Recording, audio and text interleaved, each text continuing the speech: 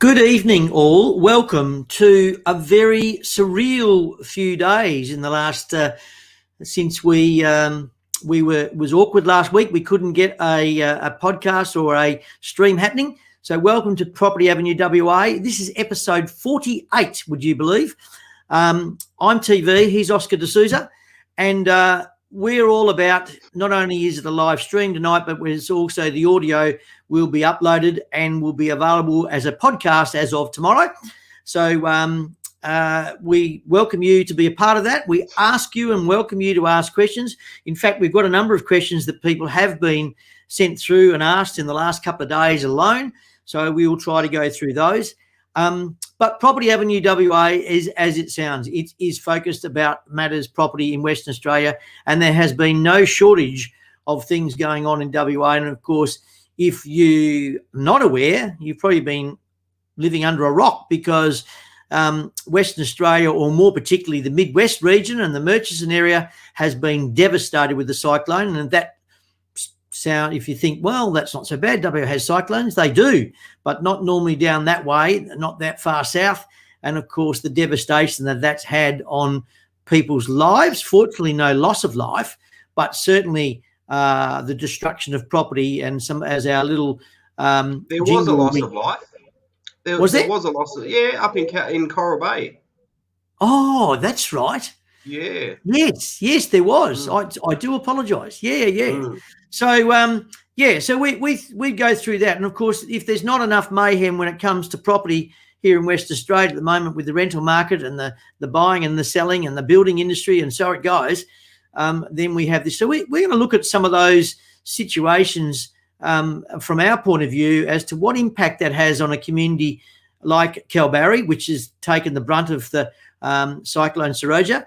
And what it also is having an impact, a short-term impact at this point, to the community and to the business world in Geraldton in Western Australia. So there's a lot to talk about, but we encourage you to ask questions, or any comments you can come via our live chat line, and we welcome your contribution. May I just say before we do that, because it is a podcast as well, I must remind everybody our general advice disclaimer, which the information on this podcast is to be regarded as general advice. Your personal objectives, needs and financial circumstances were not taken into account when preparing this content. And as we always advise and recommend, you seek personal, professional and financial advice tailored to your specific individual needs before making any financial, property and investment decisions. And we encourage that for obvious reasons, because our circumstances are all different. And so it's really important to, and in fact, I had someone just before we came on to do this broadcast was asking for some direction and wanted to discuss their personal circumstances. So it is important that you do that. Mate, welcome. What a week. Yeah, look, I think it's been it's a big week, but in particular, just the last 3 days. And look, it's a bit more of a somber evening, I guess, tonight, because the Midwest is something that is I guess close to both of us. I haven't lived there for a bit over 3 years now, but and you split your time between Geraldton and Perth, and certainly have got business interests, clients, staff, and everything in Geraldton. It's a very, very sad situation that the Midwest in general has got.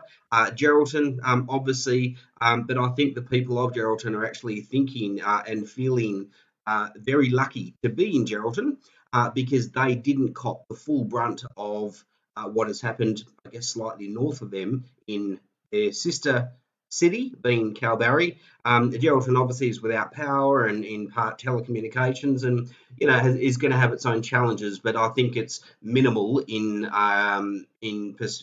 relation to what's gone on up at Kalbarri. So and we're going to talk a lot about Kalbarri. Our program obviously is about real estate in Western Australia, but in particular we can talk about what is likely to happen in the Kalbarri real estate market as a result of the unfortunate events of the last 48 hours as well. So, but first and foremost, TV, obviously our thoughts, prayers and hearts go out to the people of Kalbarri, Northampton, Geraldton, and in fact every other Midwestern wheatbelt town that has been affected by Mother Nature, really, beyond anyone's control. And you mentioned before as well, cyclones aren't new to WA, but they are new to WA in this particular part of WA, and those areas that are further north are experienced, they're well prepared, their buildings are built differently as well, and who knows, is that going to be a factor for now, parts of our Midwest as a result of this cyclonic event, that our Midwest is actually going to have to adjust to the way that building life is in the areas further north in our state. So we'll touch on that over the next 30 to 40 minutes. Mate, I will tell you, just with regard to that, you talk about staff and family and friends, and I do still have a business up there. In fact, I still have my dear mum still lives up there, and fortunately she's in good hands in an aged care facility. But I spoke to one of my staff today who lives out in the Chapman Valley area, and her little boys were in today, and they unfortunately we don't have power, as you said, and there is no the phone connection is intermittent, particularly for mobile phones. Until later today, even service stations and supermarkets weren't available. So that's the Geraldton area. But I spoke to, as I say, one of my staff today, one of my senior conveyancers, because she lives in the Chapman Valley area, and my first question because she wasn't available yesterday, but my first question was, how are you? But more importantly, how did you go? How did you cope? And her two little boys were with her, and they said, TV, it was super scary. And to think that where they were exposed, it was something that their living facilities, they've made a choice of something different. And the boys are a couple of little characters, and they like being boys, but certainly I think this certainly highlighted how fortunate they were, but at the same time how scary the experience was. And to listen to them this afternoon, it sort of just about brought a tear to your eye, because you felt really uncomfortable that they were put in that predicament through no fault of their own, but it just shows how much it must have been for those people that were living in some of those photos, which were compliments of, I think, Channel 7 and ABC. I pinched some of those that are available on Google. But to see, I have been exposed to cyclones when I lived up north, but to see what those people would have been going through, you could not imagine. You could not imagine. Yeah. Yeah, look, and I think it's one of those things to be empathetic or to have experience with it, but certainly for the people of Geraldton, and certainly some of the stories that I saw on the news over the course of the day, where people were walking through the news crews that are in Kalbarri, walking through them, through their homes, if you can call it homes now, because some of those properties are, it's not just, they haven't been trashed or whatever. It's catastrophic what's happened to those properties, and whether they are going to get rebuilt. But I honestly, I'm typically an empathetic person, but I really have no idea what it would be like in the dark on a Sunday night and having that sort of weather come through and tear sheets off the roof and break the windows, and then the power goes out, and and that lasts for a couple of hours. Whether you're a bloke of my age, whether you've got a wife and kids, whether you've got young kids, or whether you've got elderly people living in the house as well, absolutely terrifying, I would think. And then the fact that you're quite isolated. It's not like you've got power, services, ambulance just around the corner. You're pretty isolated from the major cities of WA. A pretty terrifying thing that thank God thank God it's not a season that Kalbarri goes through every year. That's what they're faced with, because Kalbarri would be a very, very different place if that was the case. So OD, while we're on, we may as well stick to that, because that's the main topic for tonight. But so what is the impact in situations like that? The obvious impact, we're going through WA at the moment is already having, we've been talking about property crisis, we've been talking about property chaos. They've been the headlines that we've used. And it's interesting now that we're seeing some of those similar headlines now being used around the different media terms. Mm. But now, you know, as we've described it tonight, this is just mayhem.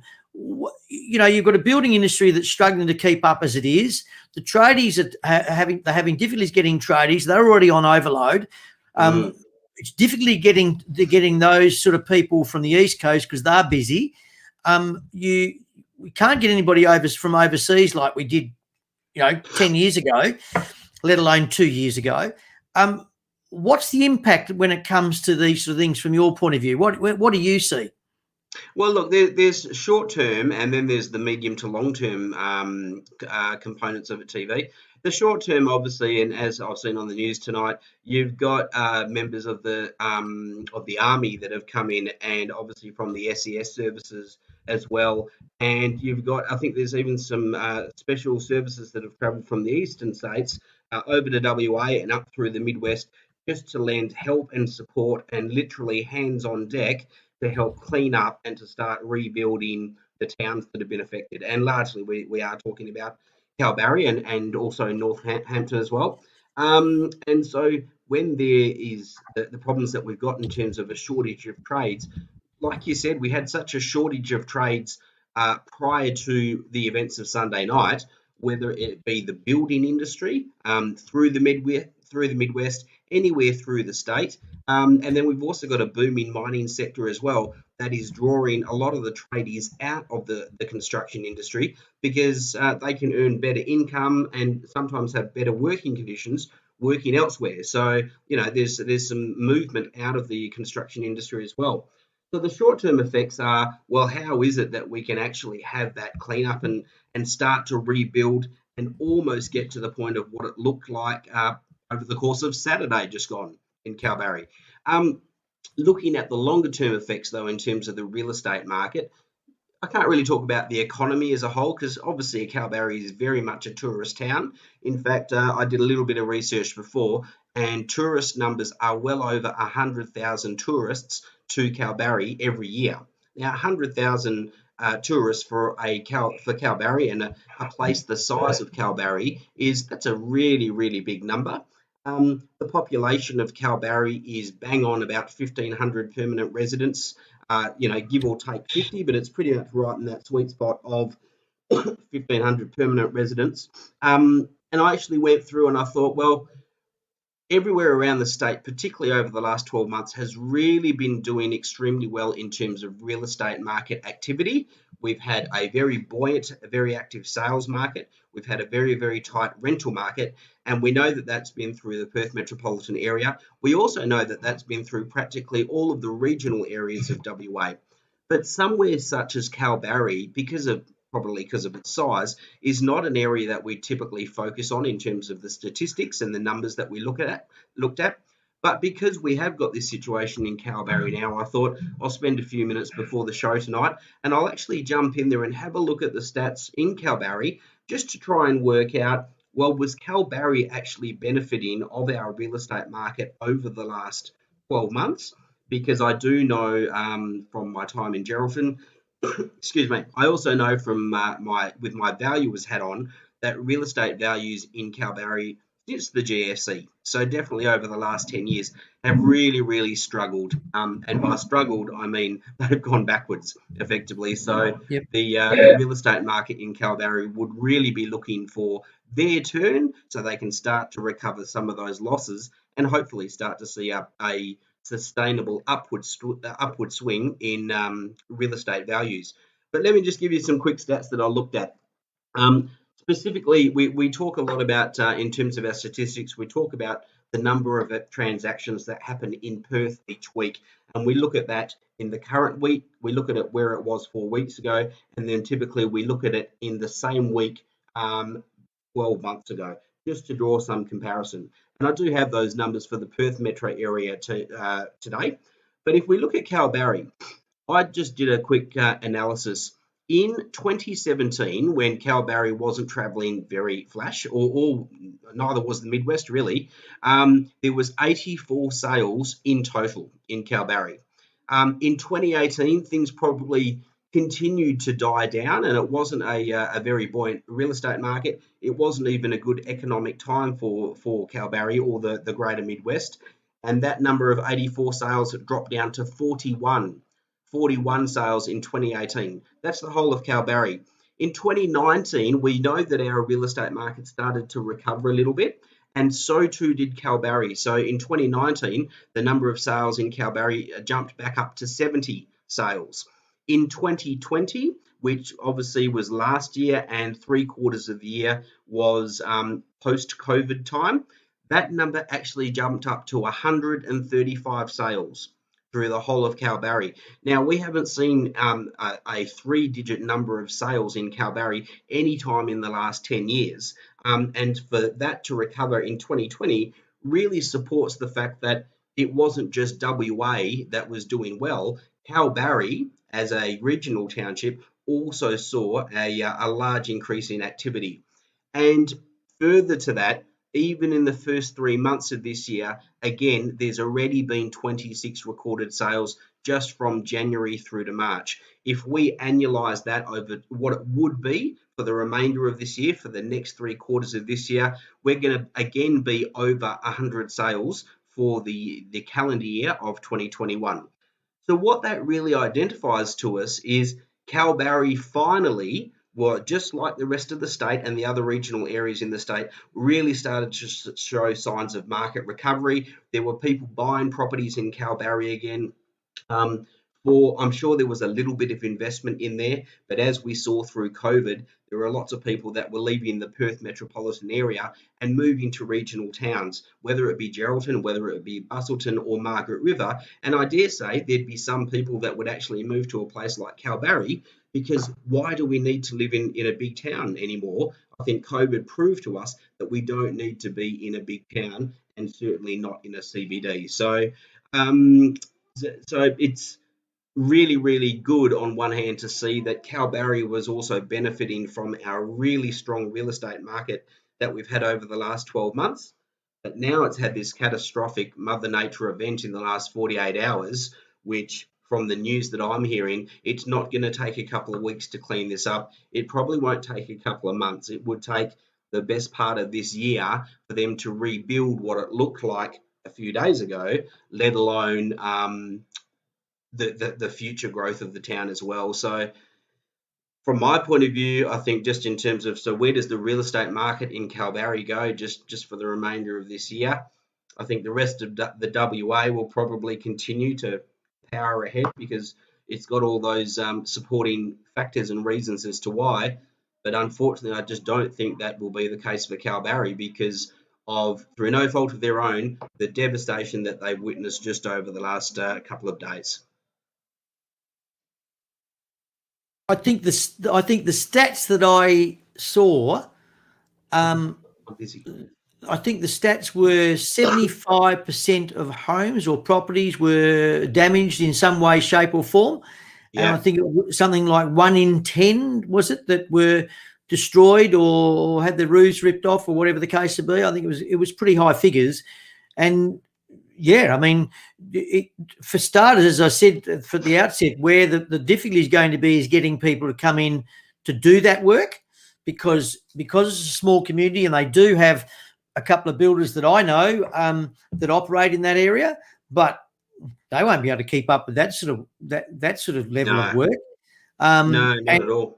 And of course, it's the time frames. And then, of course, the other, you mentioned tourism, but of course, then the other impact is not just getting that rebuilt, but those people then had made plans for holidays. So there's the tourism dollar. There's all of a sudden that property that they were intending to come and stay, whether it be to celebrate a birthday, whether it be to have a honeymoon, whether it be just simply to have a holiday. Those people will then be looking at what happens to their position when it comes to that plan. But of course, those businesses and those investors that were going, you beauty, we're going to get some return back on our dollar because, as we said many a time, this time last year, there was a lot of concern about where tourism was going because a lot of places were closed down because you couldn't go anywhere. Yeah, that's exactly right. And now you've got this situation like that. So there's that the flow on effect is just, it's quite, I suppose it's something you need to sit back and revisit again in 2 or 3 months' time, I reckon. It's enormous, mate. I mean, just a couple of things that you touched on there. On Saturday, just the Saturday just gone, so 3-4 days ago, just about all of my family that lives here in Perth, except for me, was meant to hit the road on Saturday morning and get up to Kalbarri for the course of the week. And my sister who was driving, everyone, jumped on the internet, and I think it was DFS that had issued a warning saying, if you're travelling to Kalbarri via road and you haven't left yet, our advice is not to travel. And my sister made the call on behalf of all the family members that they're not going to travel up to Kalbarri. I don't know if she's going to be watching this, but I have to say, at the time, I thought, really? I mean, come on, DFS have to say that kind of thing. In hindsight, it was the best. I'm so grateful that she made that decision for them not to travel, because that would have had my 75-year-old mum up in Kalbarri as well. And, it's just, it could have happened. It was very close to happening, but I'm very grateful that it didn't happen. But then that's tourism money, dollars that didn't go into town. There was so much tourism money, like this holiday period, the Easter period, I think is near on the busiest time that Kalbarri has for tourism, and the town is fueled by tourism. So halfway through that 2-week period where there's so many tourists in town, for basically all of that tourism to get up and leave halfway through, and now for the town to go through this devastation, it's a really, really sorry, really, really sorry situation. And I probably feel a little bit more, I don't know if emotional is the right word, but I love Kalbarri. I absolutely love it. It's a beautiful spot, and it's really sad that the people of Kalbarri, are about to go through what they're going through. The other thing, I did touch on the sales market, obviously, and we've seen right up until this point a massive increase in the last 12 to 18 months of sales activity. The rental market in Kalbarri, the permanent residential rental market in Kalbarri, also shows very similar signs to the Perth area, and in fact the other regional towns. And that is, there's a massive shortage of rental accommodation in Kalbarri as well. I'm not talking about the tourist short stay stuff, but I am talking about permanent residential accommodation. And in fact, right now, cyclone aside, if you were looking for a house to rent in Kalbarri, you've got a total of 3 houses. Actually, that includes a duplex. So you've got a total of 3 options to rent for a 6 or a 12-month period if you were looking to rent a place in Kalbarri. So they've got an extremely tight rental market. The same laws apply in terms of rent increases, rental moratoriums, evictions, and all that sort of stuff. So, the situation is, I just feel so very sorry, I guess is just the best way that I can describe it for the people in the Midwest, and particularly Kalbarri.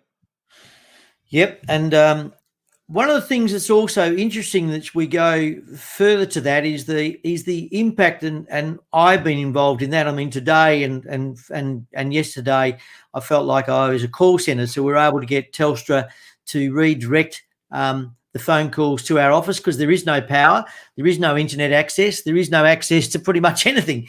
And I was talking to a friend today, or tonight, in fact, just before we went on air, and he was saying that his son, the queues were that big for the service station that was open.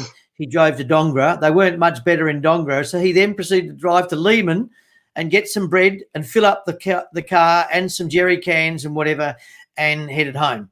Wow.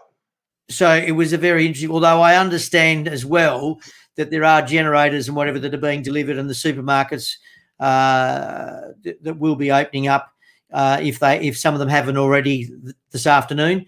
But there's still some unknown with regard to when the power is going to be back on.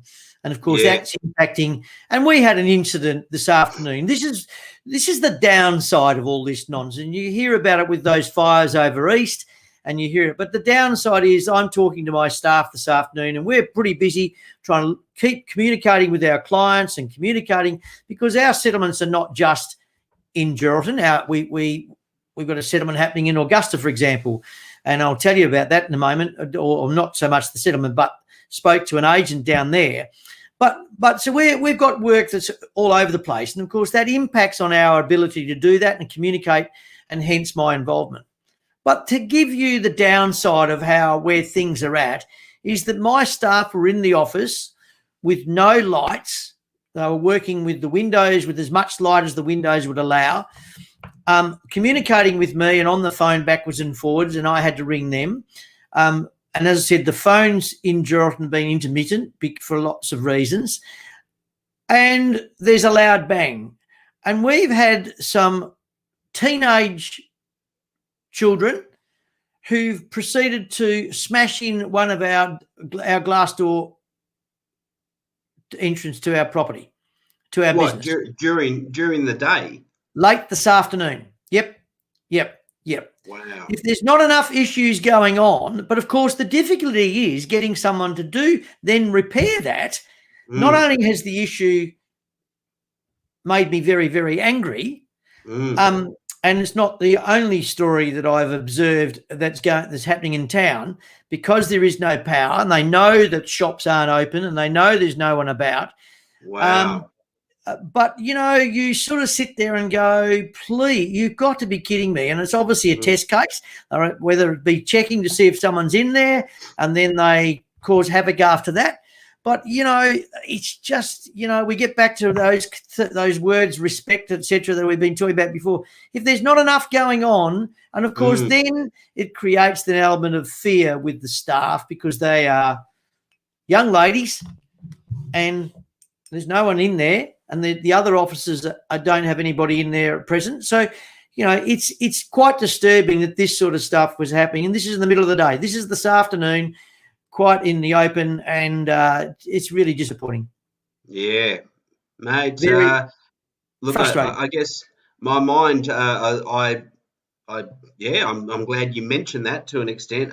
My mind hadn't even really gone there, just because I'm more so consumed by the devastation of the Mother Nature caused things where humans could have done absolutely nothing about it. And I guess that's all very raw and fresh for me. But to think that then you've got that sort of activity, be it looting or be it opportunistic or be it kids, just, why are they even out doing what they're doing? Shouldn't they be at home trying to sort out their own houses, or sort out their own fridges that have probably defrosted now, or helping their parents do something, or helping someone at the school? Like it's and as usual, the kids are one, or if you mentioned teenagers, so teenagers are one element of it. But ultimately, normally teenagers have got parents, and parents have got to take a bit of accountability for their own family as well.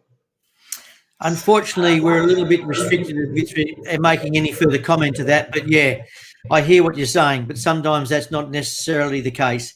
The other part being with regard to this is, so it's also caused in our profession, and we are a property show, so this also causes an impact on the settlement process.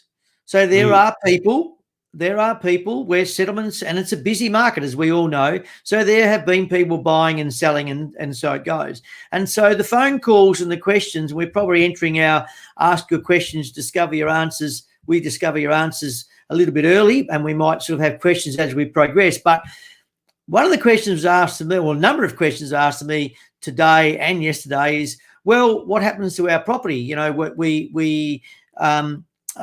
the property been damaged?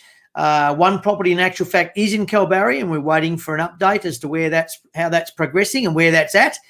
Because as we've sort of pointed out, and including settlement agents, and not in all cases are the buyers in Kalbarri or in Geraldton that are buying. They are people in other areas and other regions. And of course, okay, we don't want to settle yet because we need to know what's going on with our property, which is a fair call. And as we have been pointing out to people, look, it's probably best to liaise with the real estate agent, and that's hard to do as well because they've got no power and they've got no phone systems, or restricted, but they need to check. And we've made a policy in our office that we won't proceed to settlement, rightly or wrongly, until we've got clarification by both parties that the property is A-OK. Yeah. Because that is the question that's been asked. Well, I don't want to settle just yet because I want to make sure everything's okay with the property. But then who's going to, the next thing is, but who's going to check it? Who's going to check it? Who's got the time? Who's got the qualification to check it? Are those people going to be interested in whether a property is going to go to settlement and to make sure that, an inspection stacks up? Or are they more interested in actually helping people in town with greater priorities than, that particular settlement? So I guess I'm just being the devil's advocate with it. But, and in fact, just on that situation, it's when you have these sorts of unthinkable or probably not going to happen type events that come up where you hear all the craziness, and it just made me think of a property I knew about a couple of months ago on Orong Road. A property had sold on Orong Road just in Belmont there, or Rivervale, and had been a bit of a delayed settlement of 3 months or something like that, and the sell that was delayed. It is delayed for Perth. And the seller No. Sorry to interrupt you. But I just moved and I just noticed my banner's behind. Have you seen?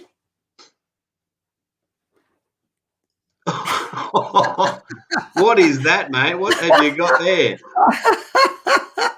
That's hilarious. That's my wife's dressmaking mannequin. I didn't realise she's obviously sitting in. She's interested in what's going on. That's hello, brilliant. darling. Yeah. That's hilarious. Anyway, sorry, AD. Yep. So back to my example on Orong Road. So the settlement was getting delayed, and the seller, so the property's vacant, and the seller's insurance came up. The building insurance came up, and the seller decided not to renew their building insurance because settlement was only going to be a month away, or another 6 weeks away. And of course, they didn't renew their insurance. Settlement hadn't yet happened, and there was a stolen vehicle police chase along Orong Road over the course of that night, and the car hit the curb and careered straight through the garage and into the front lounge room of that home, which now wasn't insured and was awaiting settlement. So you'll hear about these things that can crop up that most of the time, oh my God, that's never going to happen. But just on occasion, when you think it's not going to happen, it actually can. And a catastrophic event like what has happened through the Midwest and in Kalbarri is just one example of that sort of activity happening. Well, that goes one step further. Another question that I had raised. So going back to I'll go back to what you were just saying. So with that, I'm actually we've been very fortunate. Gabriel Wong from Tang Law, whose friendship I enjoy, and he looks after my needs when required, and some of our clients for that matter. But he has accepted an invitation. He's going to come on next week. So some of these questions we will go and get his point of view in a legal perspective as to how he reads that. And he did raise an issue today because one of the questions that asked of me today is, well, we've got this settlement for a very large farming property. It was in the cyclone zone. Wow. However, the insurer, the insurer for the buyer has put a bit of a moratorium on proceeding with insurance because they want clarification and confirmation, right? That they're not going to be insuring something that's already damaged. Yes.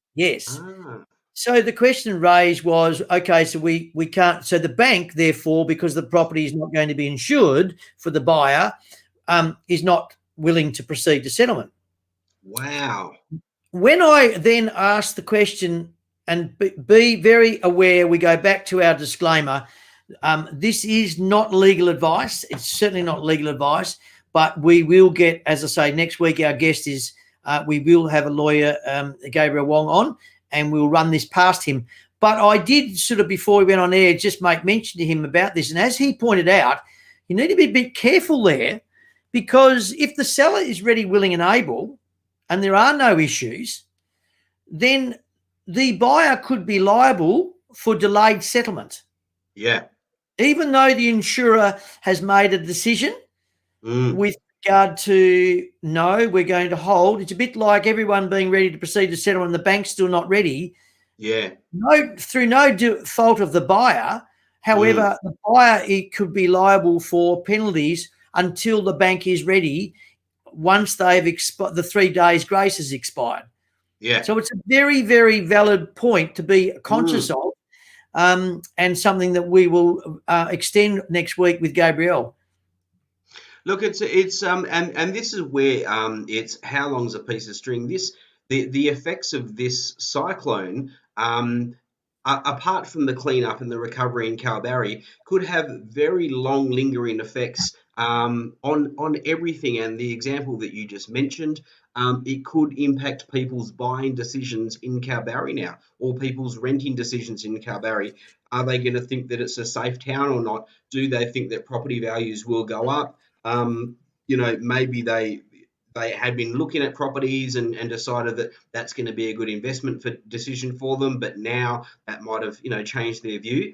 A big one for me, so far as Kalbarri, the real estate market in Kalbarri, and fair enough, this cyclonic activity is a very rare.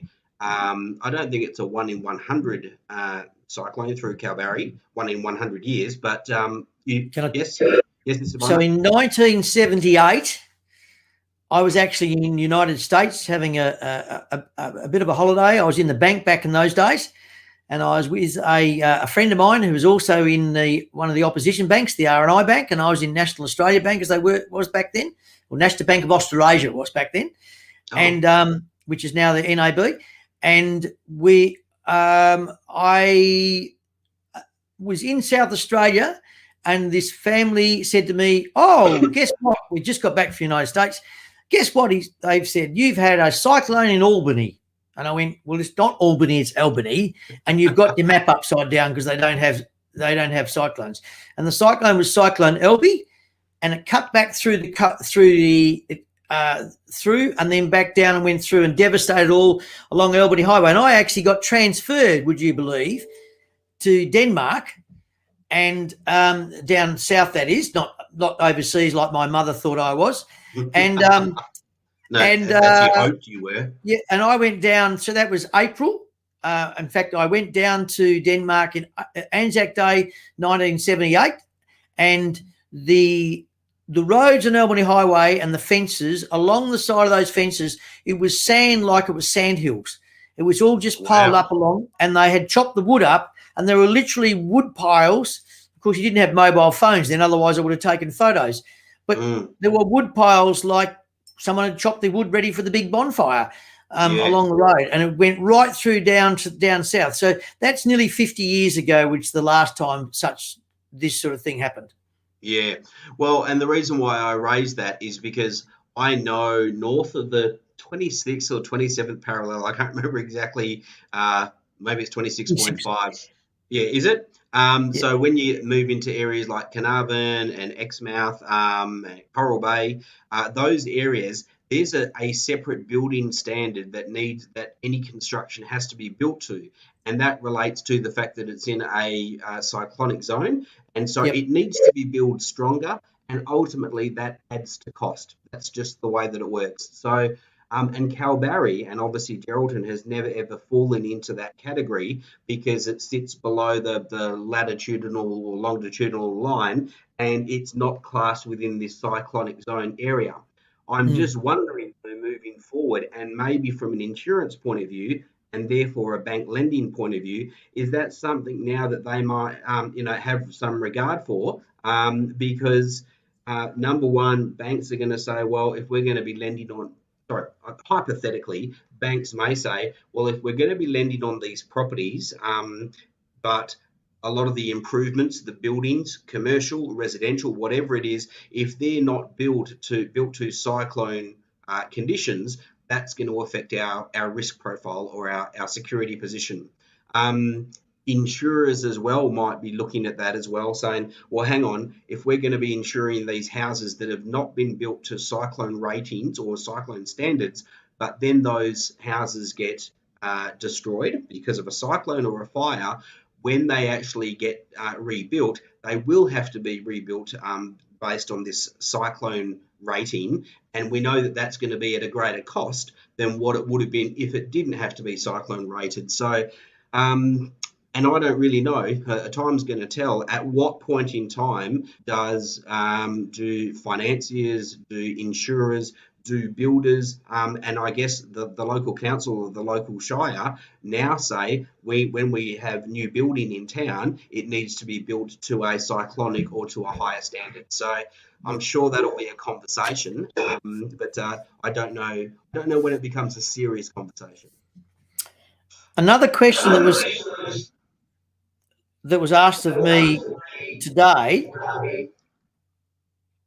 what happens when property is destroyed from natural disaster? And the answer to that is actually in the general conditions. So there's a clause 8 which refers to risk. And in that clause 8, so we're not just talking about Kalbarri, but we're talking about up north as well, or any devastation, natural disaster. If the property includes, and I deliberately got this clause out, thanks to Gabrielle who highlighted that for me. If the property includes a building or other improvements which is destroyed or partially damaged before settlement, and if the building is a residence and is made substantially uninhabitable, or in any other case a building or other improvement is made substantially unusable for the current use as at the contract date, then there are clauses that apply which refer in particular to the right of the buyer to proceed, but also the right of the buyer for termination. And in fact, 8.6 allows the buyer must give notice. I think he's got 15 days.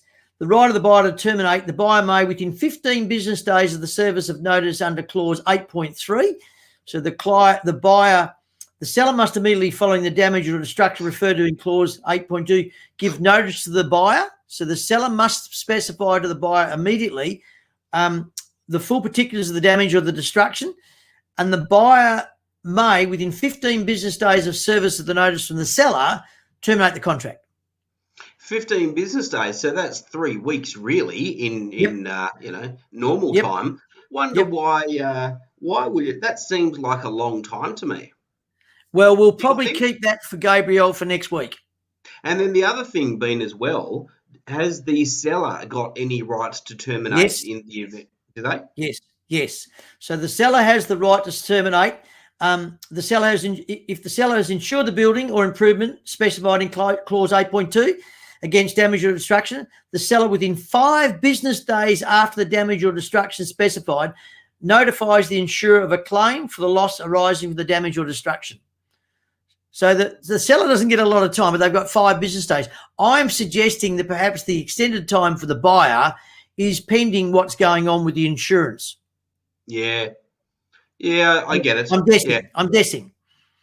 That's how I read it. I also know that, though, it takes something like this, that if it's then determined that these timeframes that are put within the general conditions are not adequate or they're not suitable, it's this sort of an event that actually triggers a review of the general conditions or specific clauses within the general conditions for next time there is a complete overhaul of the conditions, which will probably be 2 to 3 years down the track, that they might review clause 8 if they decide that these timeframes are not appropriate.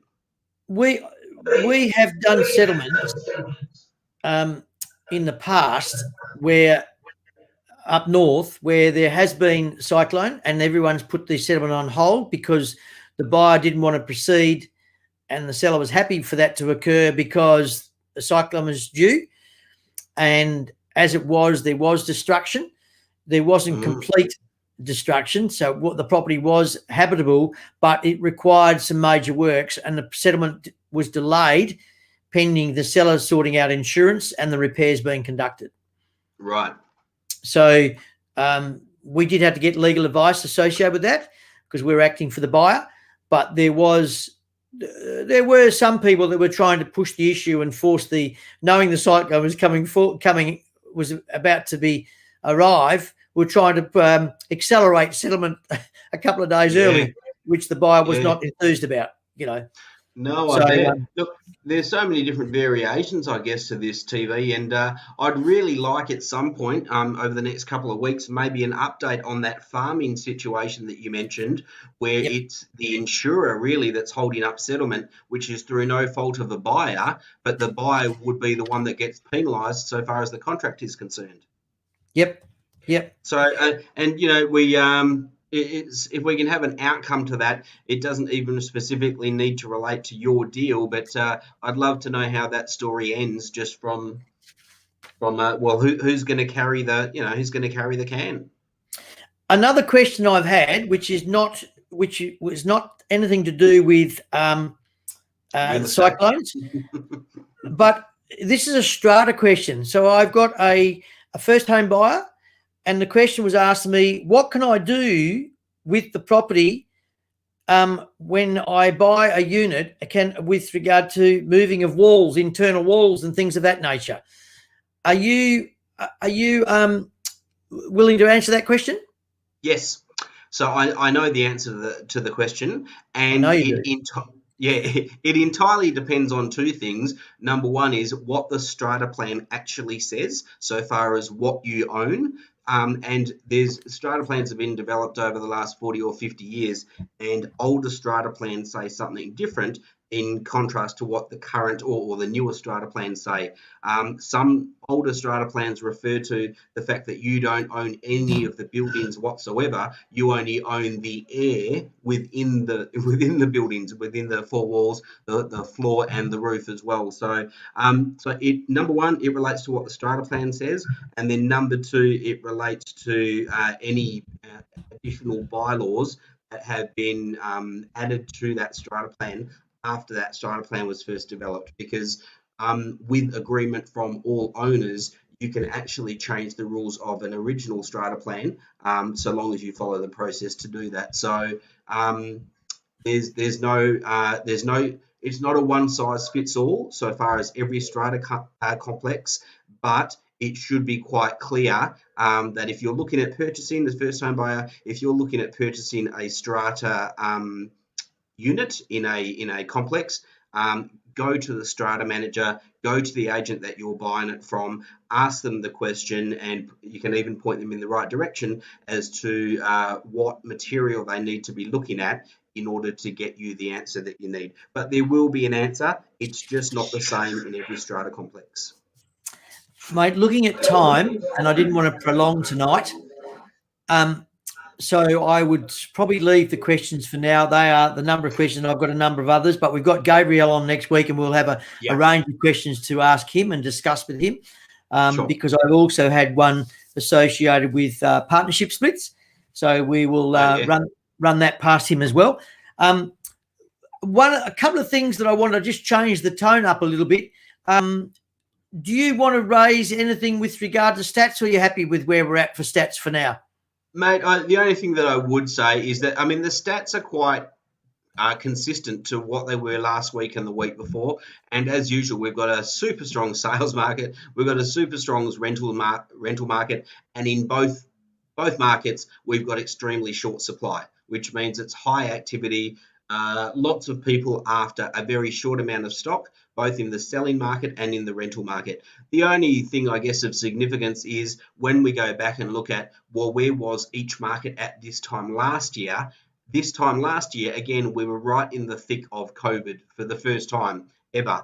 And now 12 months on with COVID, I don't know, it feels like COVID's been around for a lot longer than 12 months, but it's actually bang on about 12 months that COVID took control, not just of WA or our country, but it obviously started to impact the rest of the world. And that severely impacted the real estate market. In terms of the transactions, we saw transactions drop 75% from where they were prior to COVID, and that's exactly what my stats show. So right now we are experiencing 800 to 1,000 sales in Perth every single week, but in this same week 12 months ago we were down to 246.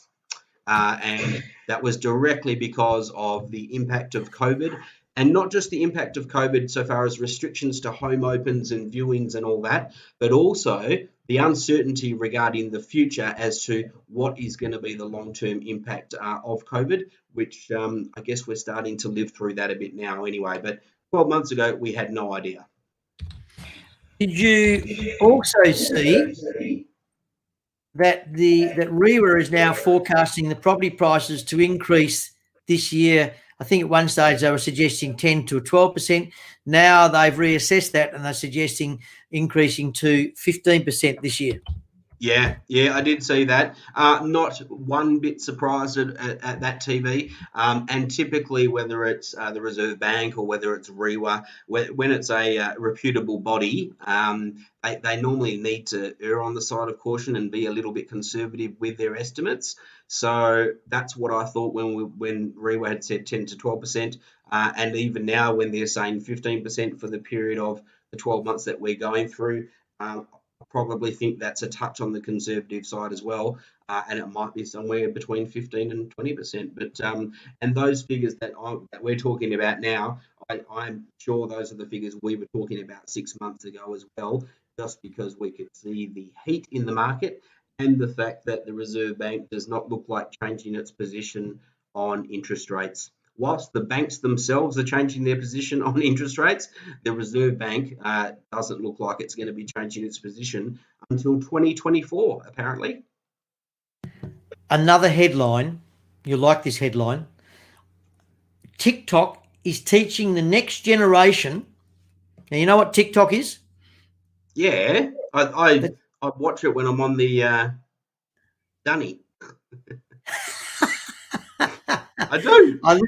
This is a children's show. So TikTok is teaching the next generation about finances. So this young girl has gone along. I picked this up. This was on 7 News. It was on their website, and I checked out. I thought, right. No, because I just thought my youngest brother sends me through some stupid video every now and then of some crazy stuff, and I go. He said, you should join. I went, oh no, I've got enough on my plate. But it was quite interesting. So I haven't followed this through, but there's a young girl who joined TikTok in March last year, obviously nothing to do with the COVID issue. So she decided to go to TikTok, and she then set up a page or whatever it is you do. And she created her first personal finance TikTok video on why you should have a high yield savings account. And before you knew it, it went viral. Wow. Yep. And so there are people now are using TikTok to maybe we should do TikTok for Property Avenue WA, mate. Yeah, I can't see any reason why not, mate. I mean, every sort of social platform these days is in some way educational. And so I'm not surprised to hear what you're saying. And also, I dare say as well, if she's on there talking about learning about finance and budgeting and making smart financial and money decisions, the very fact that she's on there and then has a TikTok account that's now gone viral is actually going to be quite financially beneficial to her. That's just what they're saying. But what they're saying is that a new generation is seeking personal finance advice, and so personal finance TikTok has become a widely popular destination for Gen Zers and millennials looking for money advice. So she's not the only one that is going along and doing this, but there's the hashtag personal finance alone has a total of 4 billion views. Wow. Mate, you know how sometimes you see things or you hear things, but once you see them, you can't unsee them? Yes, I yes, can't unsee that mannequin behind you, mate. She's peering over the back of your head all the time, and hello. she's looking straight at me, which means she's looking at the other viewers as well. And Yeah, I can't unsee that now. we'll have to give her a name. We'll have to give her a name. Anyway, Mm. this is so the hashtag personal finance has 4 billion video views, and hashtag finance is trailing because it's only got 2 billion. Wow, That's that's mind boggling. incredible. That is That is incredible. so. That's my favourite headline for this week's episode. I reckon that's just quite and it's amazing how people are thinking outside the square, aren't they? I mean, I Yeah, always thought every time I've seen anything for TikTok, it's sort of been a bit of stupidity, a bit of a laugh, and a bit yeah, of fun. And here we yeah. are, someone going, you know what? The people that it's all of a sudden being twisted or turned or whatever you want to call it Mm. to not only a bit of fun but also a bit of a plus. So really, really, really interesting little article, and I thought it was worth making mention because it's quite interesting. Hey, Super. we and I'm also, for those that may be listening or watching, we had a really, really good audio with Kieran Hoey on Saturday, and that will also be uploaded and available for a podcast. So Kieran, if those that can't recall, he's a first home buyer, and we're watching his journey. So this is part 2 of that journey. So he started looking. He's been and knocked on the door and checked a few properties out. He's even done an offer, but things didn't quite pan out how he was hoping. So that didn't proceed. And when we had our discussion on Sunday morning, he was going off with his parents, and Sunday afternoon a couple of house inspections, which I haven't heard how he's went. But that podcast will be uploaded and available for everybody to listen to, particularly first home buyers, because there's a few good pointers there that you may find of interest. So we're watching Kieran's journey, and we will be getting him back on again in a few weeks' time to see how part 3 goes. So that's just for those that want to know. A question, an if question. Have you got anything else you want to add to tonight's episode? No, mate, I think we've covered just again. For everyone, keep your prayers, your thoughts, and any efforts that you can for the people of the Midwest, and in particular Kalbarri. Don't forget about them, and do whatever you can to help them now, and in particular, once they rebuild, go to Kalbarri. It's a stunning, stunning place, and get back and support the local community over there. You know, and support that fully. Totally agree with you what you're saying. The other thing that I just thought of when you said that is that this is what happens, though. You get that next devastation, and of course, it's not that long ago when those Yeah, poor people around Bullsbrook and all that area had that's that right. bushfire. Yeah, And I'd love to know how that young Bricky and remember, yeah, he had about 150 volunteers. I'd yeah. love to know how they are progressing, because there's, once again, it's done and dusted. Everyone moves on. All of a sudden, and I'm not trying to undermine what's going on at Kalbarri, far from it, Yeah, because it's yeah. close to my heart as well. And I've got friends, and in fact, I've got one of my ex-staff members I've been trying to get hold of because her family lived there. She is a Mm. Kalbarri girl, although ironically is living in Karratha. And would you believe she's in Kalbarri at the moment? So, Ah, how ironical. She lives in mm. Karratha, which they get regular cyclones, and she goes to Kalbarri, obviously to Yeah, enjoy some time with the parents, and goes through this devastation. yeah. But yeah, totally agree. But we will have to find out how that is progressing with the rebuild there in the Bullsbrook, all that sort of region. See if we can't find that out. Hey, I've got an if question before we wind up, Yeah, sure. and it is related to what we're talking about. Okay. If you lost everything tomorrow, so if you're in that predicament where everything went, who would you go to for the support and comfort required in a devastation like that? The support and comfort required. Well, my knee-jerk response definitely is my wife. She's my person. And I'm not just saying that for the brownie points, but no, she's my person. She knows me better than anyone, and I don't think that there's anyone else that I would go to. But that's for the journey to continue and to moving forward. But what did you say for support and what? support and comfort. So if you lost everything tomorrow, so Yeah, if you were in one of those scenarios where just bingo, we yeah, suddenly, yeah. whatever it may be, who would you go to for comfort and support? Well, I guess the only other thing that I'd say, because it definitely would be my wife, right? But the other thing that I'd say is when you think about comfort and support, sometimes support is when you have times of that great devastation that you're talking about. Sometimes the support from my end, it needs to come from someone who's older with more wisdom that they can tell me with confidence that it's all going to be all right. And the only way that they know that is because they're more experienced at life than what I am. So maybe I'd go to two people. But what about you? What about you? Um, Certainly, I think my wife's already proved to me the support that she's given me for a long, long period of time. So I'm with you. And again, that's not a brownie point situation, but she's already shown that element that she's pretty. Oh, I've got a great story to tell you in a minute too. What about that lady behind you, mate? Would you go to that lady who's standing right No, no, behind I you? don't know. She's just non-responsive, mate. She just doesn't respond. But She I've does got seem to I've be a got bit a of an introvert. yeah, but I've got a couple of very, very close friends who have been quite amazing for me the best of times. But I'm sure if it got to that point in time, and if I needed a roof over my head for whatever reason, let's say I experienced what some of these poor people have experienced the last 48 hours, then I don't think it'd even be. In fact, I probably wouldn't even have to go to them. They'd probably be the first people that'd be contacting me to say, "Hey, mate, TV, are you okay?" Yeah, And the door would be open.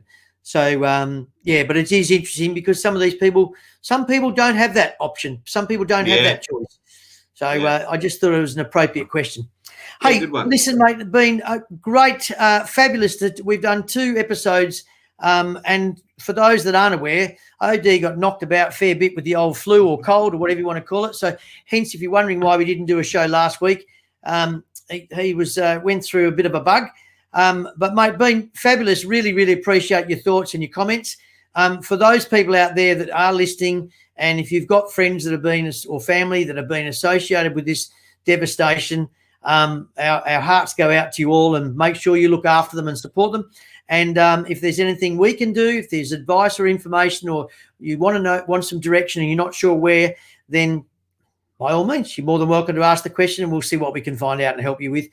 Next week, we've got Gabrielle Wong from Tang Law, and we've got looking forward to some questions. Really, really welcome you to ask your questions and send those through, be it via Instagram or be it our Facebook page, or be it send us an email. And we've now got, OD, we've now got a Google My Business page. Oh my God, far We're out. going big. We're going That big. must have been something that I set up. I've set all this up. I set that up, and I set up the podcasting, and I get guests every week. Man, I am doing the heavy lifting. There's no question. I've got a little bit of support. So, but look, been fantastic. Please stay safe. Please enjoy your week as best you can. And for our hearts and our thoughts and our prayers go out to all those that are just doing it that little bit tough. Take care, and look forward to having a chat next week. Take care, bud.